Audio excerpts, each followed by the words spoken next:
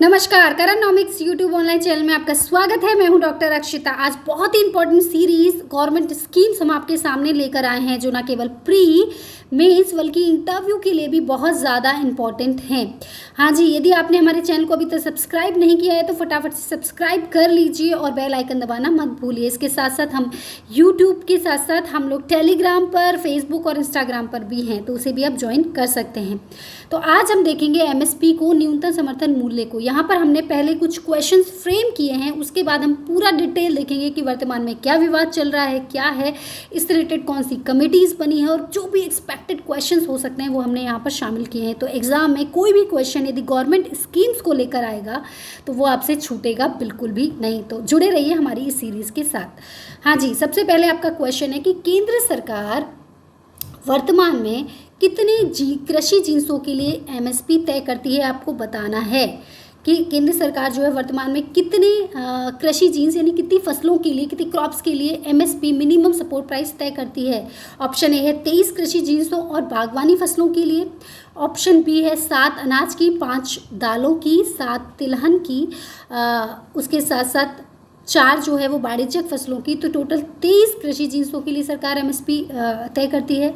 Option C है 7 अनाजों की, 4 दालों की, 8 तिलहन की और 4 वाणिज्यिक फसलों की। टोटल 23 कृषि जिन्सों के लिए सरकार एमएसपी डिसाइड करती है। देखिए बहुत ही क्लोज जो है ये क्वेश्चन है। इसका आंसर क्या होगा? हाँ जी, इसका आंसर है बी। आपको पता होना चाहिए कि सरकार बागवानी फसलों के लिए एमएसपी डिसाइड नहीं करती है।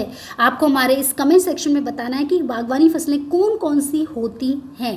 ठीक है, तो ऑप्शन है बी इसका सही आंसर होगा। इसको हम डिटेल में देखेंगे।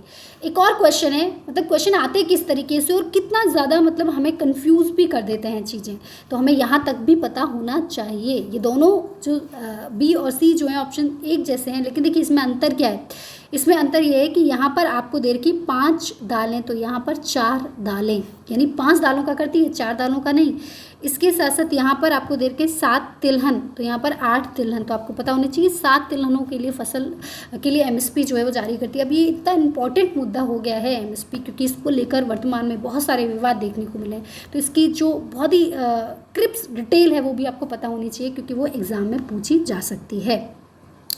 दूसरा क्वेश्चन है विपणन वर्ष 2020-21 के लिए खरीफ फसलों के न्यूनतम समर्थन मूल्य में वृद्धि की मंजूरी किसके द्वारा प्रदान की गई है। सबसे पहली बात, खरीफ फसल होती क्या है। आपको पता होना चाहिए कि खरीफ फसल कब से कब तक बोई जाती है, कब इसको जो है वो मतलब इसको निकाला जाता है। ठीक है, तो इसके लिए सरकार ने जो मिनिमम सपोर्ट प्राइस आपको बताना है, चलिए आपको बताना है हमारे यूट्यूब के कमेंट सेक्शन में कि खरीफ फसल होती क्या है। हम यूट्यूब के कमेंट सेक्शन में ही लगभग 2 घंटे बाद इसका आंसर जो है, या शाम तक जो है हम इसका आंसर अपडेट कर देंगे। पहले आप अपने जो है आंसर दीजिए। ठीक है, हाँ जी, इसका आंसर क्या होगा? इसका आंसर है आर्थिक मामलों की मंत्रिमंडलीय समिति, सीएसीपी कृषि मूल्य और कृषि लागत और मूल्य आयोग, सी नीति आयोग या उपरोक्त सभी। तो आपको बताना है कि इस वृद्धि की मंजूरी किसके द्वारा प्रदान की गई है। देखिए यहाँ पर जो एमएसपी है उसके लिए क्या रेट्स होंगी वो तो उसका सुझाव देता है, उसकी सिफारिश सीएसीपी करती है, परंतु उसके लिए मंजूरी कौन प्रदान करता है? CCEA यानी cabinet committee on economic affair जो है मंजूरी देती है एमएसपी की वृद्धि की। सीएसीपी केवल उसके लिए सिफारिश करती है। देखिए कितना क्लोज रिलेशन है। तो कई बार हम क्या करते हैं कि गलती कर जाते हैं कि नहीं ऐसा नहीं, तीनों ही होंगे, जब 2 तो हैं ही तो नीति आयोग भी होगा। नहीं, आंसर क्या है इसका? ए। तो ये बहुत ही इंपॉर्टेंट से क्वेश्चन है, बहुत ही क्रिप्स क्वेश्चन है, ये आपको पता होने चाहिए। ये हमने यहाँ पर शामिल किए हैं। आइए हम डिटेल देखते हैं कि डिटेल में एमएसपी को लेकर क्या विवाद चल रहा है, उसके बाद पूरा एमएसपी का ढांचा। वर्तमान में एमएसपी को लेकर विवाद है। क्यों? क्योंकि मंडी के बाहर एमएसपी की व्यवस्था का ना होना ही सबसे बड़ा विवाद का कारण है। आपको पता है कि कृषि उपज मंडियां हैं, वहीं पर सरकार जो है वो एमएसपी पर जो कृषि फसल है किसानों की वो खरीदती है। यदि किसान बाहर उन फसलों को बेचता है, मान लो चना उसने बेचा, गेहूँ उसने बेचा, तो या कोई दाल उसने बेची, तो मंडी से बाहर एमएसपी को लेकर कोई भी विधेयक, कोई भी अधिनियम नहीं है। यानी यदि किसी भी कारणवश किसान मंडी तक नहीं पहुंच पाता है, और अक्सर ऐसा होता ही है कि वो मंडी तक नहीं पहुंच पाता है, तो उसके लिए जो भी फसल जो वो बेचता है तो उसको एमएसपी पर पैसा नहीं मिल पाता। तो अभी सरकार 3 कृषि विधेयक लेके आई है। आपको पता है कौन सा? कृषि उपज व्यापार और वाणिज्य अधिनियम 2020, क्योंकि ये पारित हो गया है। कृषक सशक्तिकरण में संरक्षण, कीमत आश्वासन और कृषि सेवा पर करार अधिनियम 2020 और आवश्यक वस्तु अधिनियम 2020, इन तीनों को लेकर विवाद हो रहा है। इसके साथ जुड़ा हुआ है एमएसपी, आपको पता है, तो इनको लेकर विवाद हो रहा है। तो ये जितने भी बिल आए हैं उनमें मंडी से बाहर एमएसपी की व्यवस्था को लेकर कोई प्रावधान नहीं किया गया, अब तक था भी नहीं और इन बिलों के बाद भी नहीं किया गया है। ठीक है, ये बिल क्या हैं, इनको हम बहुत जल्दी अपनी एक वीडियो में लाने वाले हैं। दूसरा विवाद है कि सरकार ने जो 3 बिल पास किए, उन तीनों कानूनों में कोई बड़ी समस्या तो नहीं है, लेकिन इसमें बड़ी मंडी के बराबर कोई दूसरी व्यवस्था बनाने का प्रावधान नहीं किया गया है। यानी अगर कोई प्राइवेट प्लेयर इस क्षेत्र में आता है और उसके लिए भी एमएसपी की व्यवस्था होनी चाहिए, क्योंकि अब सरकार कह रही है कि किसान जो है पूरे देश में अपनी फसल को कहीं भी बेच सकता है, किसी भी उद्योगपति को। तो उद्योगपति, एक बात बताइए, एक तरफ है बहुत ही मजबूत उद्योगपति और दूसरी तरफ है बेचारा कमज़ोर लाचार किसान। हालांकि हम मानते नहीं हैं ऐसा, किसान कमज़ोर लाचार होता नहीं है, लेकिन ये परिस्थितियाँ उसे क्या कर रही हैं, बना रही हैं। ऐसी स्थिति में क्या ये पॉसिबल है कि किसान जो है उस उद्योगपति से नेगोशिएट कर पाएगा, हैं, उसे जो है वो अपनी बात रख पाएगा, अपनी बात मनवा पाएगा? तो ऐसी स्थिति में यदि किसान प्राइवेट प्लेयर को या प्राइवेट उद्योगपतियों को अपनी फसल बेचता है तो उसे फसल की पूरी एमएसपी प्राप्त या एमएसपी पर व्यवस्था होनी चाहिए। उस पर एमएसपी पे वो फसल नहीं बेचेगा, क्योंकि मंडी से बाहर तो कोई प्रावधान है नहीं। तो इसको लेकर विवाद चल रहा है। मान लीजिए किसान ने अगर गेहूँ के लिए 1925 रुपये प्रति क्विंटल की व्यवस्था मंडी के लिए की जाए, तो वही व्यवस्था निजी कंपनियों के लिए भी होनी चाहिए। इसमें प्रॉब्लम क्या है? ये जो प्रावधान है इन अधिनियमों में नहीं किया गया, इसी को लेकर विवाद देखने को मिल रहा है। यही एमएसपी का विवाद है। ठीक है, आप समझ पाए। अच्छा, कृषि उपज मंडी एक्चुअली है क्या, थोड़ा सा देख लेते हैं। हालांकि बहुत ज़्यादा डिटेल में हम नहीं जा रहे हैं। कि किसानों की कृषि उपज के भंडारण और विक्रय के लिए निर्मित चुने हुए कृषकों की सरकार द्वारा वित्त पोषित स्वतःसाथी समितियां होती हैं, जो बिचौलियों के शोषण से किसान को बचाते हुए तोल मोल दोनों का किसान हित में ख्याल रखती हैं। ये होते हैं कृषि उपज मंडी, आपने सुना होगा। और इनके चुनाव होते हैं, बाकायदा इलेक्शन होते हैं, कृषि उपज मंडी के चेयरमैन होते हैं, और पूरी तरीके से ये व्यवस्था होती है कि जो किसान है वो बिचौलियों के शोषण से बचे और अपनी फसल जो है कृषि उपज मंडी में बेचे। और वहाँ पर जो एमएसपी सरकार डिसाइड करती है, उस एमएसपी पर जो है ये अपनी फसल जो है किसान बेचता है। यदि इसे बाहर बेचता है तो उसको एमएसपी की गारंटी जो है वो नहीं मिलती। इसी को लेकर जो है विवाद चला रहा है। देखिए, एमएसपी है क्या? ये कि किसान के अतिरिक्त उत्पाद के न्यूनतम समर्थन की गारंटी ही न्यूनतम समर्थन मूल्य यानी एमएसपी है। यानी वह न्यूनतम मूल्य है जिस पर सरकार किसानों की ओर से बेचे जाने वाले अनाज की पूरी मात्रा खरीद करने के लिए तैयार रहती है। यदि किसान की फसल बहुत ज़्यादा हो गई है, कुछ भी ऐसा हो गया है, तो सरकार गारंटी लेती है कि हम आपकी फसल को इस मूल्य पर तो खरीदेंगे, इससे कम मूल्य पर हम आपको नहीं जाने देंगे। जैसे कि इसकी नाम से ही पता चलता है कि न्यूनतम यानी मिनिमम होती, इतना मिनिमम तो गवर्नमेंट देगी। इसके अलावा यदि किसान की फसल बहुत अच्छी है, वो मार्केट में बेचता है, तो अपनी जिस कीमत पे बेचना चाहे उस फसल को उस कीमत पर बेच सकता है, लेकिन इस कीमत से कम नहीं जाएगा। सरकार इस कीमत से कम में नहीं बेचेगी। हालांकि अगर बाहर वो बेचता है प्राइवेट प्लेयर्स को, तो उसके साथ गलत धोखा हो सकता है, या कम जो है वो एमएसपी से कम रेट पर जो इसकी फसल यहाँ पर खरीदी जा सकती है प्राइवेट प्लेयर्स के द्वारा। यही मुद्दा है। अच्छा, इसका उद्देश्य क्या है एमएसपी का? एमएसपी का उद्देश्य है किसानों को कृषि चीज़ों की कीमतों में होने वाली गिरावट से बचाना। एक्चुअली हुआ ये कि जब हमें पता है कि 1966-67 में हरित क्रांति एमएस स्वामीनाथन जी के द्वारा कहते हैं कि हरित क्रांति के जनक भारत में एमएस स्वामीनाथन हैं और पूरे विश्व में नॉर्मन बोरलॉग हैं। तो जब हरित क्रांति आई और गेहूं और चावल की जो फसलें हैं, जो उत्पादन है उनका बहुत अधिक हुआ। ऐसी स्थिति में उनकी कीमतें जब लगातार गिरने लगी, तो सरकार ने एमएसपी की शुरुआत की कि आप जिससे कि किसान जो है हतोत्साहित ना हो, किसान प्रोडक्शन करें, उत्पादन करें और सरकार को बेच दें, सरकार खरीदेगी उन्हें और इस न्यूनतम कीमत से कम में यानी एमएसपी से कम में वो नहीं खरीदेगी, यानी किसानों को हानि नहीं होगी। और एमएसपी का जो डिसाइड है, एमएसपी का जो निर्धारण है वो उसकी लागत के अनुसार किया जाएगा, ठीक है। तो इसकी शुरुआत हालांकि 1965-66 से हो गई थी और नियमित रूप से 1975-76 से इससे घोषित किया जाने लगा। ये वर्ष में 2 बार किया जाता है, रबी की फसल के लिए और खरीफ की फसल के लिए। आपको पता है रबी यानी सर्दियों वाली फसल जो होती है वो रबी की, खरीफ जो गर्मियों वाली फसल होती है उसको खरीफ की फसल कहते हैं, ठीक है। 23 कृषि जिन्सों के लिए जो है वो एमएसपी डिसाइड की जाती है, एमएसपी जो है घोषित की जाती है। इसमें 7 अनाज जिसमें धान, गेहूँ, मक्का, बाजरा, ज्वार, रागी जो हैं इनके लिए एमएसपी गवर्नमेंट जो है वो डिसाइड करती है या गवर्नमेंट जो इसकी घोषणा करती है, प्लस 5 दालों के लिए जिसमें से चना, अरहर, उड़द, मूंग और मसूर हैं। 7 तिलहन के लिए जिसमें से रैपसीड, सरसों है, मूंगफली है, सोयाबीन है, सूरजमुखी है, सीसम है, कुसुम है और निगरसिड है, ठीक है। इसके साथ 4 वाणिज्यिक फसलों के लिए भी सरकार एमएसपी घोषित करती है जिसमें से कपास है, गन्ना है, खोपरा है और कच्चा जूट है।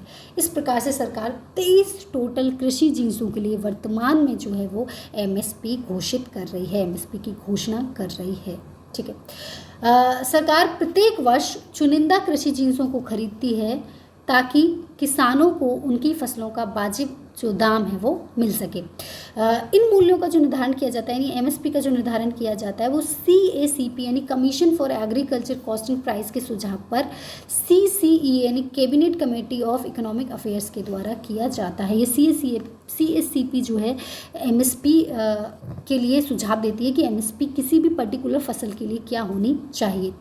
अब एमएसपी का सकारात्मक पक्ष क्या है? एक तो ये कि किसान जो हैं वो मजबूरन बिक्री यानी डिस्ट्रेस जो सेल है उससे बच जाते हैं। अच्छा, डिस्ट्रेस सेल का मतलब क्या होता है, मजबूरन बिक्री का मतलब क्या होता है? मान ली किसान के घर में शादी है, ठीक है, या फिर किसान जो है कोई मेडिकल कोई इमरजेंसी आ गई है किसान के पास, ठीक है, या फिर कोई ऐसा कोई एक्सीडेंट हो गया है, कोई घर में ऐसी घटना हो गई है या कोई प्राकृतिक आपदा आ गई है और किसान को पैसों की ज़रूरत है, तो वो क्या करता है कि अपनी जो फसल है वो आनन फानन में आड़तियों को या आनन फानन में जो साहूकार महाजन जो होते हैं उनको बेच देता है, ठीक है, जिससे उसे अपनी जो उपज है उसका सही मूल्य नहीं मिल पाता, ठीक है। तो यहाँ पर एमएसपी जो है वो किसान को इस तरीके की डिस्ट्रेस सेल से बचाती है क्योंकि किसान यहाँ पर कृषि उपज मंडी में जाता है और एमएसपी से कम कीमत पर उसे जो है वो अपनी फसल नहीं बेचनी पड़ती, यानी एटलीस्ट एमएसपी तो उसे मिलती है, यानी इस कीमत पर तो वो अपनी फसल बेच ही सकता है, उससे कम कीमत पर उसे जो है वो फसल नहीं बेचनी पड़ती, जिससे उसे जो हानि होने वाली थी साहूकार महाजन को अपनी फसल को बेचकर उस हानि से वो बच जाता है, ठीक है।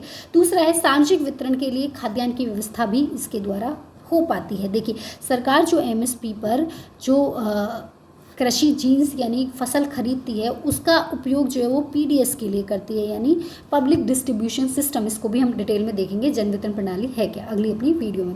तो सार्वजनिक वितरण के लिए भी सरकार के पास खाद्यान्न की व्यवस्था इससे हो पाती है, ठीक है। तो दोनों तरफ से सरकार भी यहाँ पर जो है उसको भी फ़ायदा होता है और किसानों को भी जो है इससे लाभ मिलता है, ठीक है। अब है कि एमएसपी की प्रॉब्लम क्या रही है, एमएसपी की विफलता क्या है, एमएसपी की सीमाएँ क्या हैं, ठीक है। तो किसान सबसे पहली बात जैसे कि इसके नाम से ही पता चलता है कि ये क्या है, न्यूनतम है और ये न्यूनतम रेट भी किसान को नहीं मिल पाती, उसकी उपज का एमएसपी भी उसे प्राप्त नहीं होता। आप देखेंगे उत्तर भारत के राज्यों में तो एमएसपी के लिए किसान फिर भी प्रोत्साहित हैं, किसानों को पता है, लेकिन दक्षिण भारत के जो किसान हैं या अन्य जो किसान हैं वो एमएसपी पर तो अपनी वस्तुओं अपनी कृषि उपजों को तो बेच ही नहीं पाते और उनको उसका लाभ ही नहीं मिल पाता है, ठीक है। तो यहाँ पर किसान जो अपनी उपज के लिए एमएसपी प्राप्त करने में विफल रहता है, वैसे भी ये न्यूनतम है ना। तो आप किसान की आय को दुगना करने की बात कर रहे हो और उसकी उपज का मूल्य उसको केवल न्यूनतम प्रदान कर रहे हो, तो ये भी क्या है, ये भी अपने आप में एक विवाद का या इसकी सीमाएं हैं, इसकी विफलता है।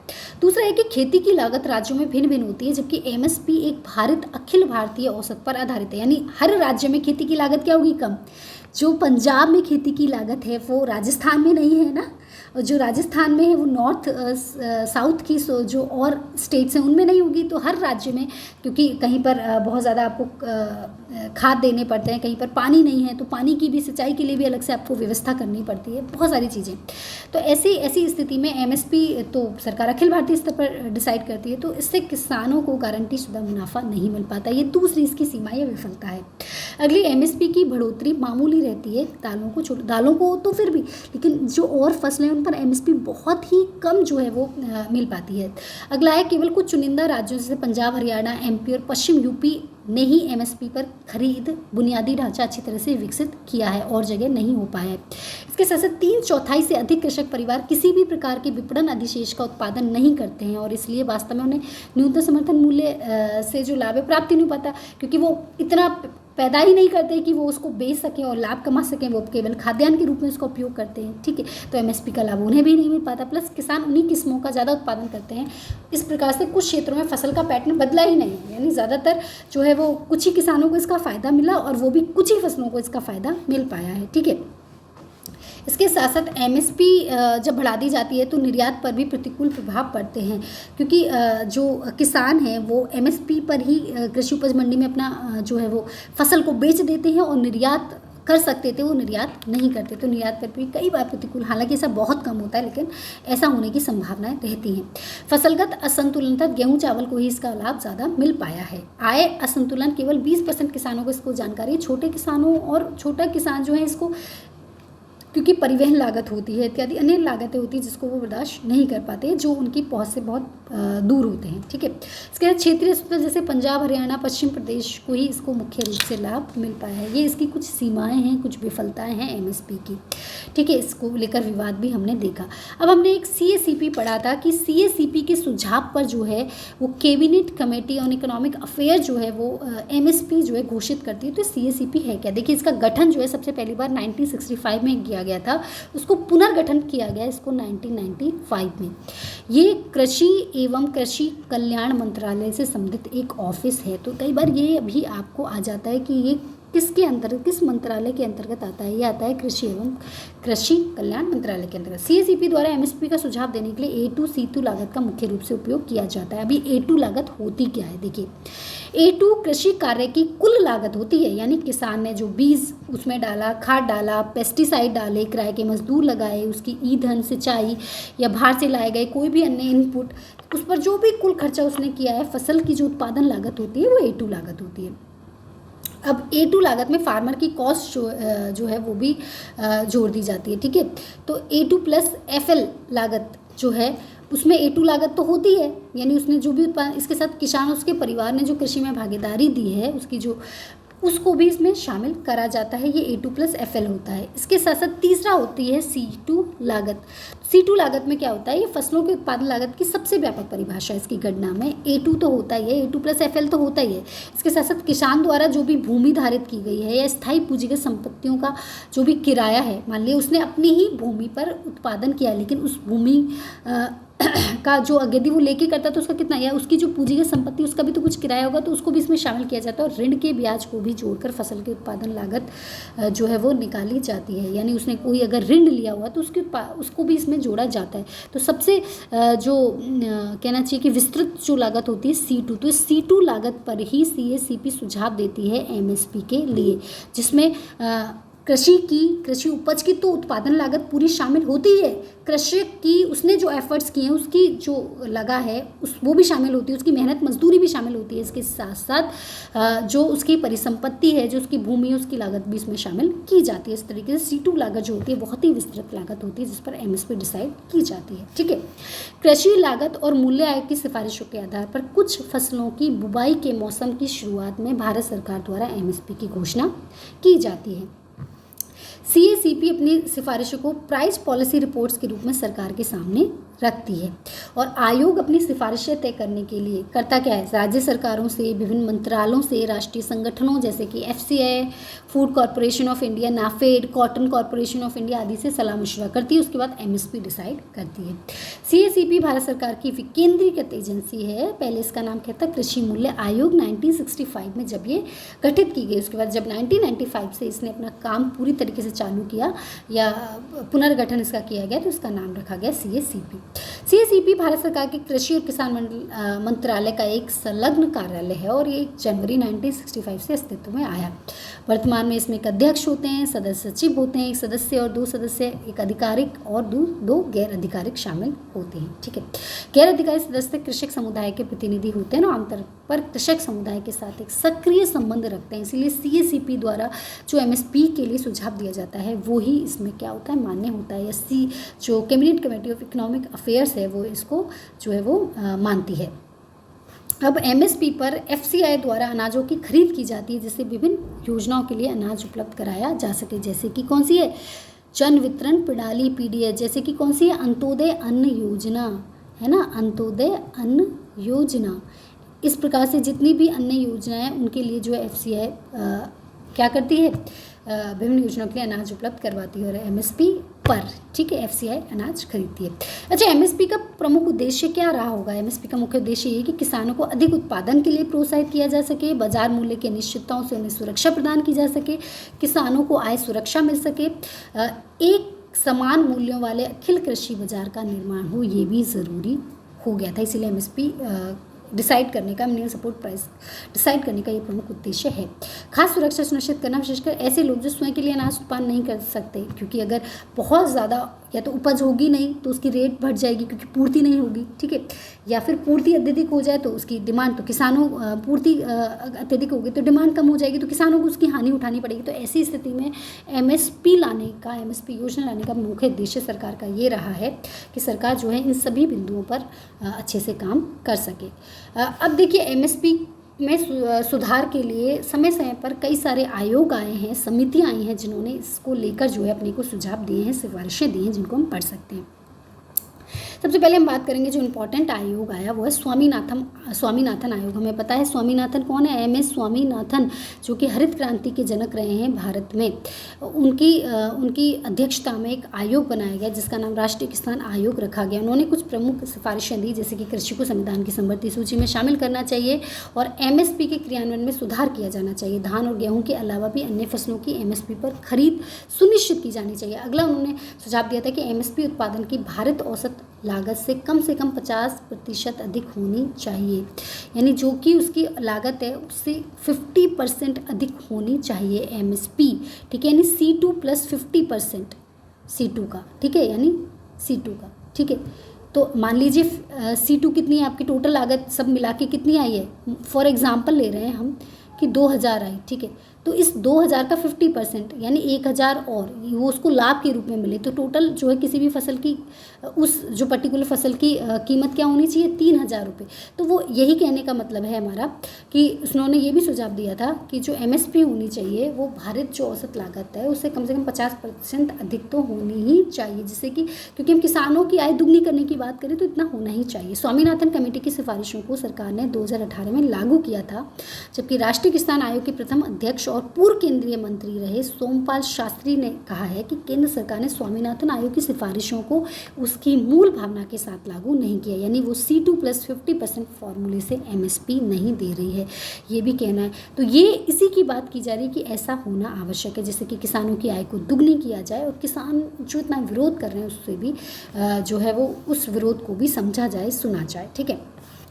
दूसरी एक और जो इम्पोर्टेंट कमेटी आई वो आई 2014 में, शांताराम कमेटी। देखिए, शांताराम कमेटी को लेकर क्वेश्चन कई बार पूछे जाते हैं ज़रूर, ये चाहे PDS से रिलेटेड हो, जन वितरण प्रणाली से रिलेटेड हो, या फिर अभी जो MSP का मुद्दा चल रहा है उसको रिलेटेड हो, ठीक है। इसको लेकर भी सरकार ने सुझाव दिए थे कि FCI की प्रक्रिया में सुधार के लिए, ठीक है। शांताराम समिति 2014 के द्वारा पिछड़े क्षेत्रों विशेषकर पूर्वी राज्यों से अनाज की खरीद का सुझाव दिया गया था कि ज़्यादातर जो पिछड़े राज्यों से यानी पूर्वी राज्यों से अनाज की खरीद को सरकार जो है सुनिश्चित करे। इसके द्वारा जो राज्य, कई बार क्या होता है कि मान लीजिए केंद्र में कोई और सरकार है, किसी और पार्टी की सरकार है, राज्य में किसी और पार्टी की सरकार है, तो सरकार राज्य जो है या फिर राज्य की परिस्थितियाँ अपनी अलग अलग होती हैं, सबकी कृषि लागत अलग अलग होती है। तो कई बार राज्य सरकारें क्या देती हैं कि मान लो सरकार ने जो एमएसपी डिसाइड की है, मान ली गेहूं के लिए उसने 1900 रुपये एमएसपी डिसाइड की है, तो राज्य सरकारें उसमें बोनस दे देती हैं, 100 रुपये का बोनस दे दिया। मान ली अब राज्य सरकार जो अपनी कृषि उपज मंडियों में 2000 रुपये पर वो गेहूँ खरीदेंगी, तो उन्होंने ये कहा है कि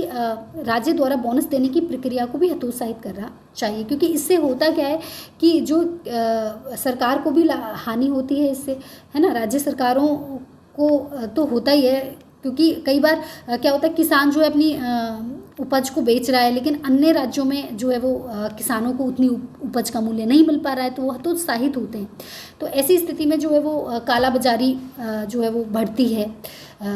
किसान जो है वो एक राज्य से दूसरे राज्य जहाँ पर अधिक जो है वो उसको पैसा मिल रहा है, वो वहाँ पर उस कृषि उपज मंडी में या किसी भी तरीके से जो है वो अपनी बेचने की, जो फसल है बेचने की कोशिश करता है। तो ऐसी स्थिति में जो है वो कुछ गलत तरीकों का भी सहारा लेता है। तो ऐसी स्थिति में ये स्थिति जो है वो काफ़ी ख़राब हो जाती है। तो इन्होंने सुझाव दिया था कि राज्य द्वारा जो बोनस देने की प्रक्रिया है उसको भी हतोत्साहित करना चाहिए। इसके साथ साथ अनाजों के भंडारण में निजी क्षेत्र की भी भागीदारी होनी चाहिए, क्योंकि सरकार के पास इतना इंफ्रास्ट्रक्चर नहीं होता है। सरकार खरीद तो लेती है क्योंकि सरकार को खरीदना है एमएसपी पर, है ना, लेकिन उसके भंडारण की उचित व्यवस्था नहीं हो पाती, तो वो फसल जो है बर्बाद हो जाती है कई बार। तो सरकार, उन्होंने सुझाव दिया था कि सरकार जो है वो इसमें निजी उद्योगों की, निजी क्षेत्रों की भागीदारी बढ़ाए भंडारण में, जिससे होगा क्या कि सरकार यदि जो भी अनाज खरीदेगी उसका भंडारण उचित प्रॉपर तरीके से हो पाएगा, तो सरकार जो है उसकी एक लिमिट नहीं होगी, वो और अधिक जो है वो अनाज खरीदने के लिए प्रोत्साहित होगी। इसके साथ साथ जो नेशनल फूड सिक्योरिटी एक्ट है उसके तहत लाभार्थियों को 40% कर देना चाहिए, जो कि वर्तमान में लगभग 80-87%, मतलब बहुत ज़्यादा है, ठीक है। इसके साथ साथ 6 माह के लिए एक बार में अनाज खरीदना चाहिए, ये भी जो है सुझाव दिया गया था। दलहन के न्यूनतम समर्थन मूल्य में वृद्धि जैसे कदम उठाने चाहिए, ये भी सुझाव दिया गया था। इसके शहरों में प्रायोगिक तौर पर नगद खाद्य सब्सिडी की शुरुआत भी की जाती है, ये भी बहुत अच्छा सुझाव था। नोट है कि समिति के सुझावों का मुख्य उद्देश्य एफसीआई पर अनाजों की खरीद के दबाव को कम करना और एमएसपी का जो लाभ है पिछले क्षेत्रों तक पहुंच सके, वो मुख्य था, ठीक है। तो इस प्रकार से शांताराम कमेटी भी अपने आप में बहुत ज़्यादा इंपॉर्टेंट है, ठीक है। तो हमने देखा कि एमएसपी कैसे डिटरमाइन होती है और इसका पास्ट क्या है। इसका पास्ट ये है कि जब फूड डेफिसिट बहुत था, हरित क्रांति जब आई, तो उसके लिए सरकार चाहती थी कि जो है लोग प्रोडक्शन करें वीट का, राइस का और क्रॉप्स का और भी अन्य क्रॉप्स का, और सरकार जो उनको प्राइस की गारंटी दी।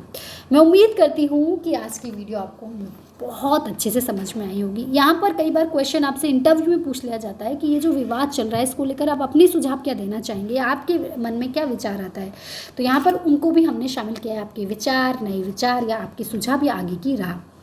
देखिए, किसानों की आय बढ़ाने के लिए एमएसपी पर निर्भर रहने के बजाय दूसरे वैकल्पिक मॉडल अब तलाशने होंगे, जैसे कि खाद्य प्रसंस्करण जो इंडस्ट्री है, फूड प्रोसेसिंग इंडस्ट्री, उसको डेवलप करने की अब बहुत ज़्यादा आवश्यकता आ गई है।